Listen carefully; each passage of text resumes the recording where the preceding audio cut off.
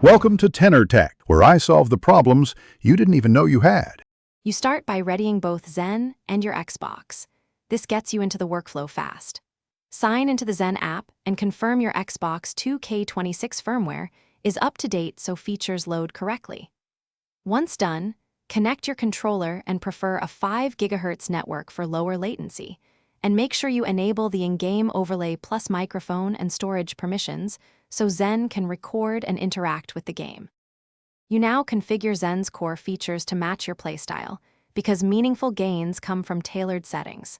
Start by choosing performance mode versus quality to balance FPS and visuals, and select which overlays or HUD elements to show. Then calibrate input sensitivity and bind quick commands or hotkeys for captures and boosts. This reduces fumbling during games.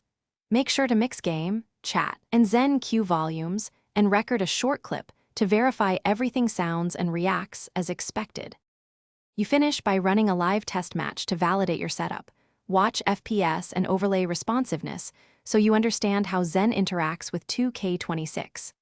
While playing, apply boosts or macros sparingly and save working presets for consistency. This prevents accidental input conflicts. If you hit stuttering or audio dropouts, first reboot the console, reduce overlay elements, or switch to a wired Ethernet connection. That most often restores stability without deeper tinkering. Thanks for watching. Subscribe to keep your life in tune.